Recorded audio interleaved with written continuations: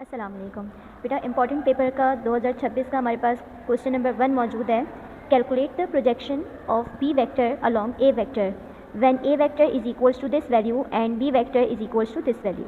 सबसे पहले आपको सोल्यूशन में बता देना है कि कौन कौन सी वैल्यूज़ मौजूद हैं।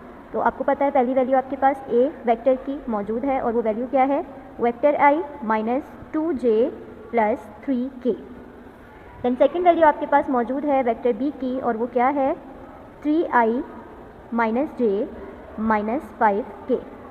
यहाँ पे आपने वैल्यूज़ लिख देनी है सबसे पहले, उसके बाद क्वेश्चन की कंडीशन को देखना है। क्वेश्चन की कंडीशन हमें ये कह रही है कि projection of B along A मालूम करो। तो यहाँ पे आप हाईलाइट करके लिख देंगे कि क्वेश्चन कह रहा है projection of B vector along A vector. ठीक है, ये आपको हाईलाइट कर देना है क्योंकि कभी क्वेश्चन में इस तरह आ सकता है projection of A along B, कभी इस तरह आ सकता है projection of B along A. तो दोनों का फॉर्मूला लिटिल बिट चेंज हो जाता है। जैसे कि आपके पास फॉर्मूला आ जाएगा projection of B along a का, प्रोजेक्शन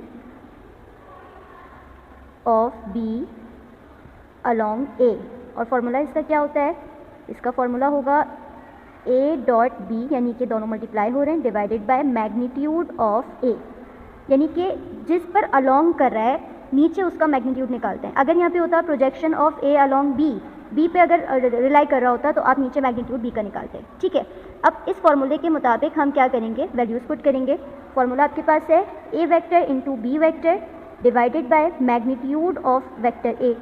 ए वेक्टर की वैल्यूज़ आपके पास मौजूद हैं आई माइनस 2j प्लस 3k, बीच में dot. Then second vector B आपके पास मौजूद है 3i minus J minus 5k, then divided by A magnitude, यानी कि वेक्टर ए की जो सारी वैल्यूज़ हैं उनको आप किस में डाल देंगे, उनको आप इस तरह से ब्रैकेट में डाल के स्क्वायर लगा देंगे। जैसे कि आई के साथ कुछ भी नहीं है 1, फिर दूसरी वैल्यू है -2 का स्क्वायर और तीसरी वैल्यू है 3 का स्क्वायर। मैग्नीट्यूड का मतलब होता है इसकी सारी वैल्यूज़ को आप अंडर रूट में पुट कर दें और बीच में प्लस लगा दें, ये मैग्नीट्यूड इस तरह से निकलता है। ठीक है, अब आप वैल्यूज़ को मल्टीप्लाई कराएंगे, यानी कि A vector multiplied by B vector is equals to पहली वैल्यू पहली से, यानी कि वेक्टर आई वेक्टर से मल्टीप्लाई वेक्टर जे से और वेक्टर के से। जब दो वेक्टर्स आपस में मल्टीप्लाई होते हैं तो ये कैंसिल हो जाते हैं क्योंकि इनकी वैल्यू 1 हो जाती है और 1 हम नहीं लिखते, यानी कि 3 1 जा 3 माइनस माइनस प्लस 2 1 जा 2 प्लस माइनस माइनस 3 5 जा 15 डिवाइडेड बाय 1 1 जा 1 2 2 जा 4 3 3 जा 9। आपको पता है कि ये माइनस के ऊपर जब आपका पावर पॉजिटिव हो, यानी कि इवन हो, तो ये माइनस साइन ख़त्म हो जाता है, यानी कि वेक्टर, अच्छा यहाँ पे मैंने ये मैग्नीट्यूड नहीं लिखा है, vector A into vector B is equals to 3 में 2 प्लस करे 5, 15 में से 5 माइनस करे यानी कि 10, बड़ी वैल्यू 15 है, 15 के साथ माइनस है यानी कि माइनस का 10, डिवाइडेड बाय 9 + 1 10, 10 + 4 14। ये आपका आंसर आया। आंसर भी आप वर्डिंग फॉर्म में लिखेंगे, the projection of B vector along A is -10 upon √14। अब आपके पास क्वेश्चन नंबर 2 है। क्वेश्चन 2 क्या कह रहा है, how many words can be form, कितने अल्फाज बन सकते हैं, बाय 3 वॉवेल्स एंड 4 कॉन्सोनेंट्स। कह रहे हैं कि 3 वॉवेल्स आपको बनाने और 4 कॉन्सोनेंट्स बनाने हैं अगर आपको टोटल 5 वॉवेल्स और 7 कॉन्सोनेंट्स दिए जाएँ। ठीक है, तो सबसे पहले आप वो चीज़ें यहाँ लिख लेंगे जो कि क्वेश्चन में मौजूद हैं सोल्यूशन की हेडिंग डालने के बाद। सोल्यूशन की हेडिंग आपने पुट करनी है, उसके बाद आपने गिवन उतार लेना है। How many words can be formed, कितने वॉवेल्स दिए हुए हैं, टोटल वॉवेल्स आपको दिए हुए हैं 5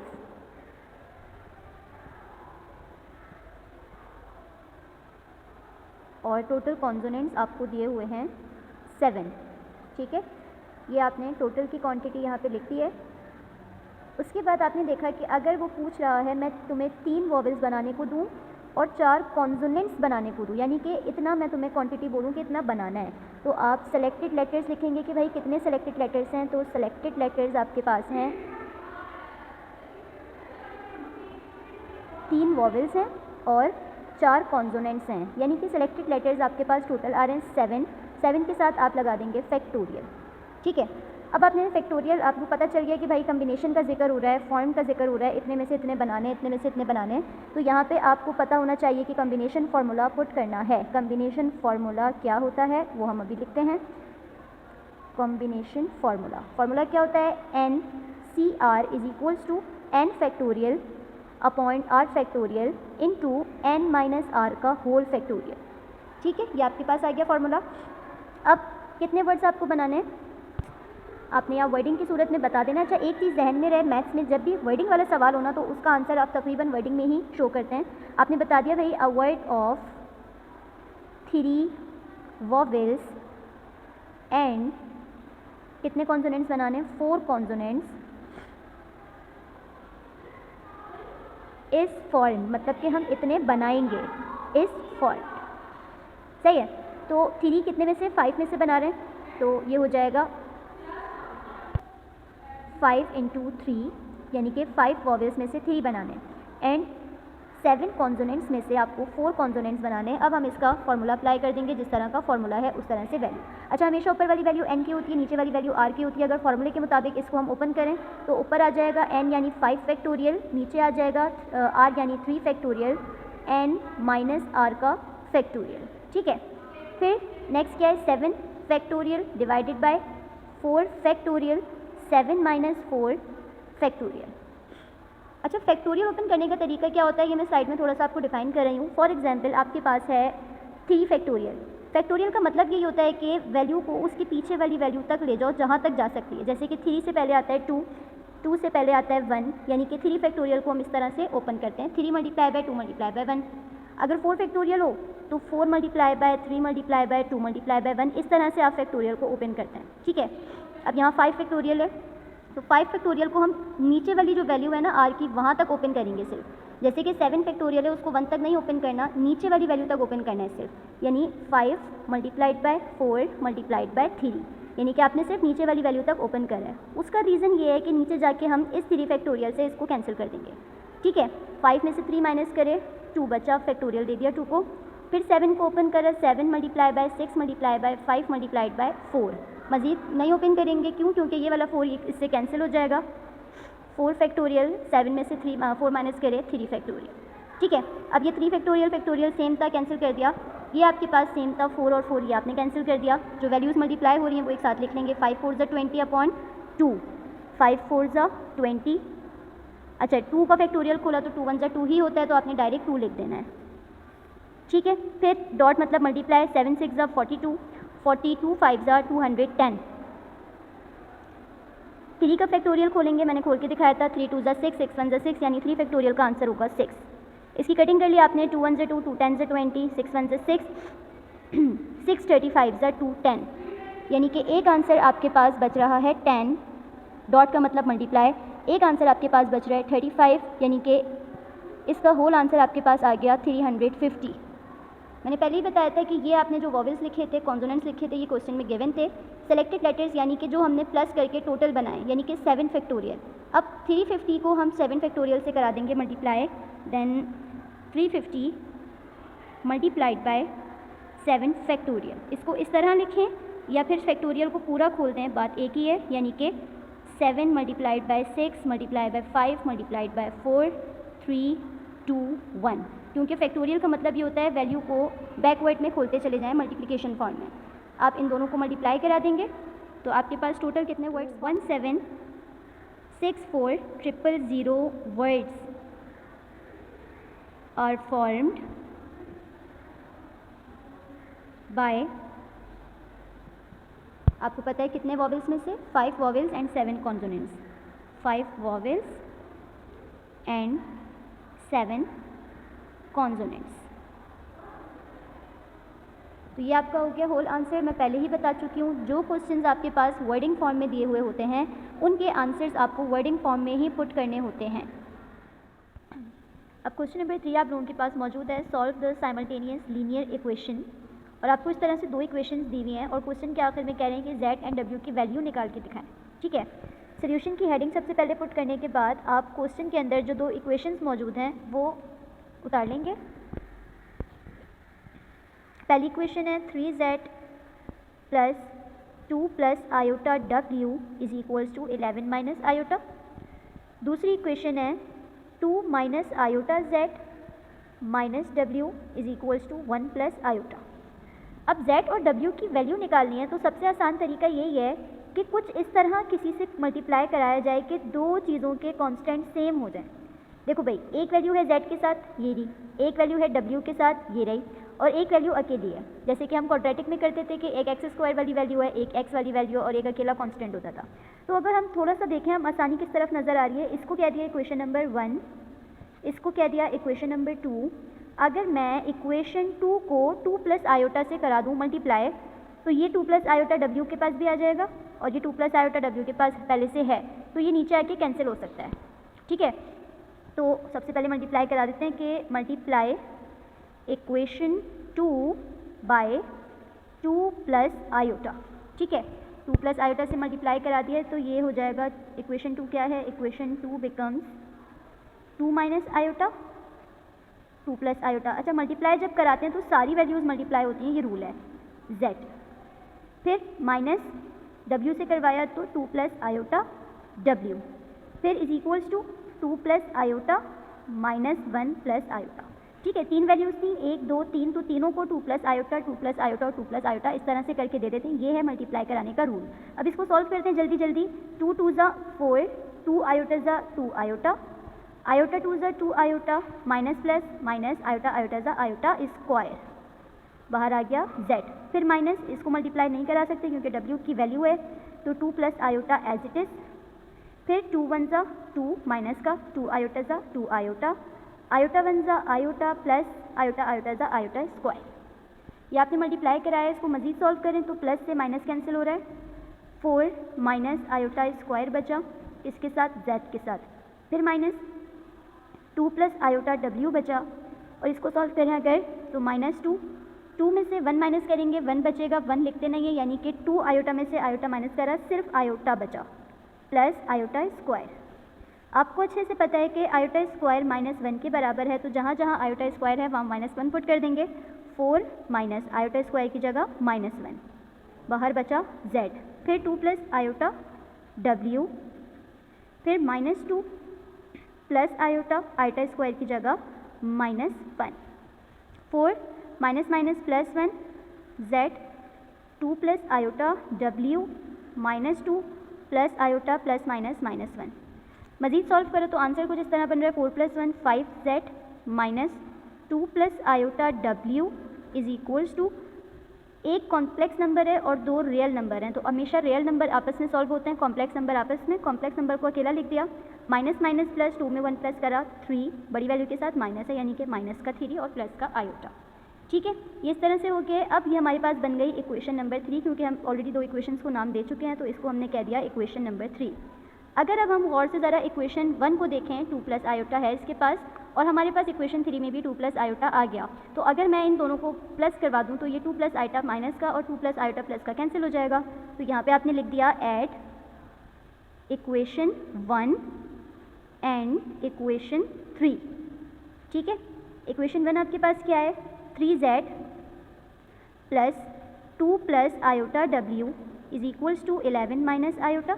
इक्वेशन 3 ये रही, 5z minus 2 plus iota w is equals to minus 3 plus iota. Add जब कराते हैं तो नीचे कोई साइन चेंज नहीं होता, 5 में 3 प्लस कर देंगे 8, ये पूरी वैल्यू प्लस की है, ये पूरी वैल्यू माइनस की है, प्लस से minus cancel, is equals to minus के आयोटा से प्लस का आयोटा कैंसिल, 11 में से 3 माइनस करा, सिर्फ 8 बचा। ठीक है, 8 1 ज़ा 8, 8 1 ज़ा 8, यानी क्या पता चला, आपके पास z की एक वैल्यू आ गई और वो वैल्यू है 1। अब इस z की वैल्यू को हम किसी भी इक्वेशन में पुट कराएंगे, किसी भी इक्वेशन में, तो आपके पास w की वैल्यू आ जाएगी। मैंने कहा इसमें पुट करवा देते हैं इक्वेशन 2 में, पुट इन इक्वेशन 2। इक्वेशन 2 क्या है, 2 माइनस आयोटा z की जगह आ जाएगा 1, minus w minus 1 plus iota, तो 2 1 ज़ा 2, आयोटा 1 ज़ा iota, minus w is equals to minus 1 plus iota. Minus का w वहाँ चला जाएगा और ये दोनों वैल्यूज़ इज इक्वल्स टू किस तरफ आ जाएंगी, तो 2 माइनस आयोटा, माइनस 1 यहाँ पे आके प्लस का, प्लस आयोटा यहाँ पे आके माइनस का, और w वहाँ चला गया तो ये हो गया प्लस का।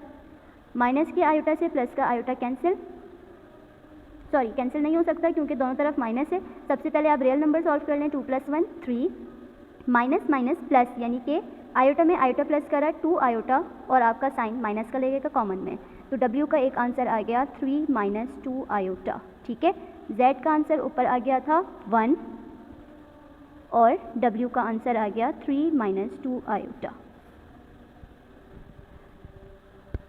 क्वेश्चन 4 आपके पास मौजूद है, without expanding determinants prove that. कह रहे हैं कि इस डिटर्मिनेंट को खोले बगैर आप ये प्रूफ करें कि ये पूरा डिटर्मिनेंट 0 के बराबर है। ठीक है, तो सबसे पहले आपने प्रूफ की हेडिंग डाल देनी है।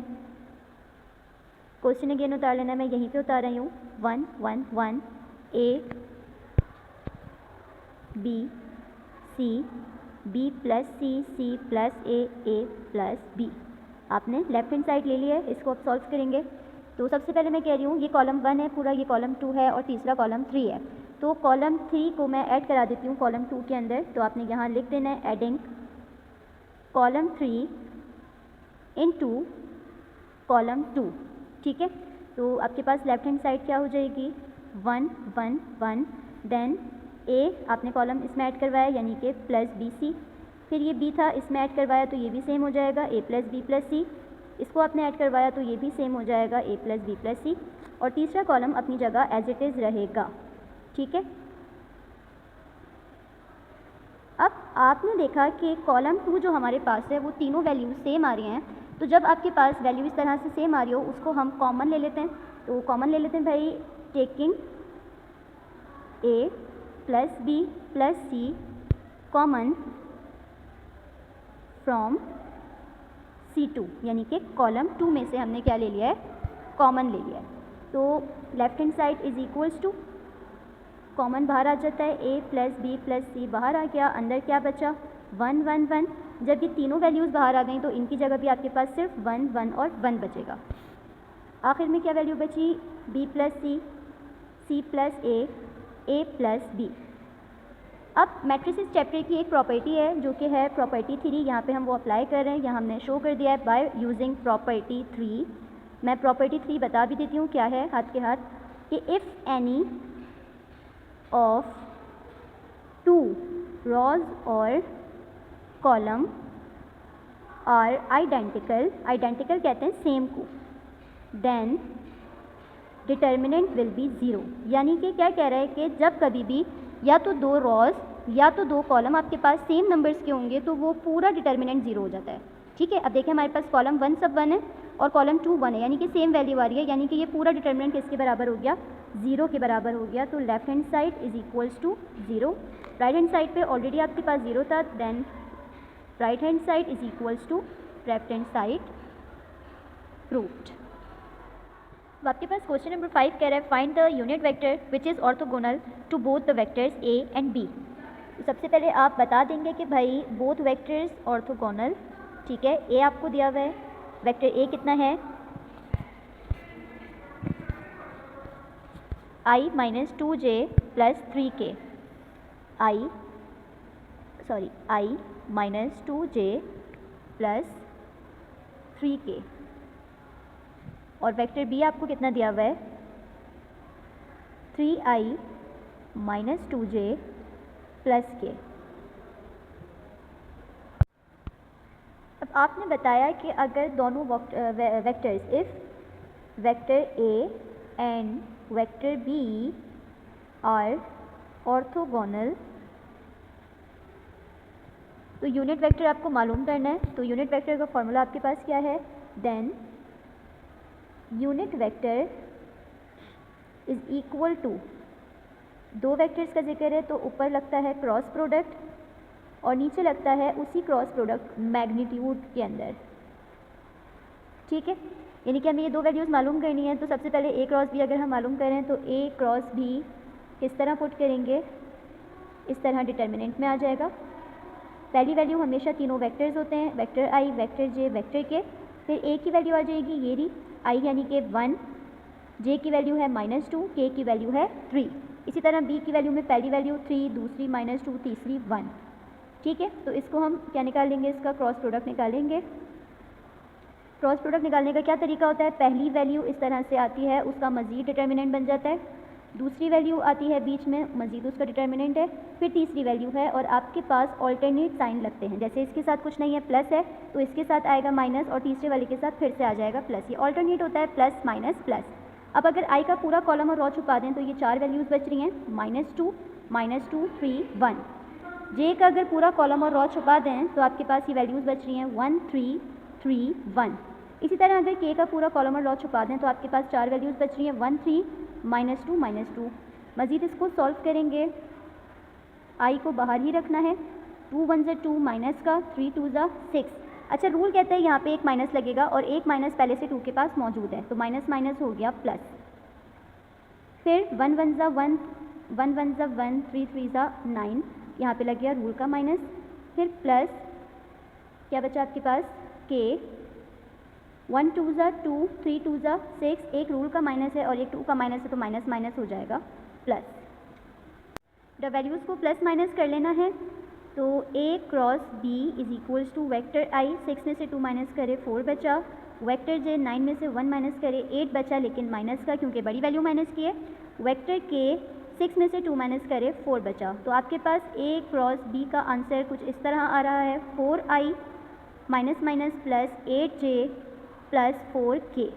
ठीक है, ये आ गया आपके पास यूनिट वेक्टर का ऊपर वाला स्टेप। अब नीचे वाला स्टेप निकालने के लिए आपको मैग्नीट्यूड निकालना है। सबसे पहले तो ए क्रॉस बी का मैग्नीट्यूड निकाल लेंगे। मैग्नीट्यूड का पहले भी मैं क्वेश्चन में बता चुकी हूँ तरीका, कि तीनों वेक्टर की जो वैल्यूज़ होती हैं वो ब्रैकेट में स्क्वायर को दे दी जाती हैं और बीच में तीनों के प्लस साइन लग जाता है। ठीक है, इसको कंटिन्यू यहीं पे करूँ अगर मैं, 4 4 ज़ा 16, 8 8 ज़ा 64, 4 4 ज़ा 16, यानी कि तीनों को प्लस करके आपके पास ए क्रॉस बी का जो मैग्नीट्यूड आ रहा है वो आ रहा है √96। और इसको अगर मज़ीद हम सॉल्व करें कैलकुलेटर में तो आंसर क्या आएगा, 4√16। अब हम यूनिट वेक्टर में पुट कर देंगे वैल्यूज़, तो unit vector is equals to A cross B का आंसर क्या आया था, ये वेक्टर आया हुआ है पूरा 4i plus 8j plus 4k, और इसको आपने डिवाइड करवा देना है किससे, यूनिट वेक्टर से। तो यूनिट वेक्टर आपके पास क्या मौजूद है, यूनिट वेक्टर हमने ये निकाला है 4√6, 4√6। अब मैंने कहा अगर मैं एलसीएम ब्रेक करूँ तो ये 4√6 तीनों को हम अकेले अकेले से बांट देंगे, तो ये किस तरह लिख सकते हैं, 4i/4√6 plus 8j/4√6 plus 4k/4√6। 4 से 4 कैंसिल, 4 से 4 कैंसिल, 4 1 ज़ा 4, 4 2 ज़ा 8, यानी कि फ़ाइनल आंसर जो हमारे पास आ रहा है वो कुछ इस तरह का है, सिर्फ vector i/√6 plus 2 vector j/√6 and vector k/√6।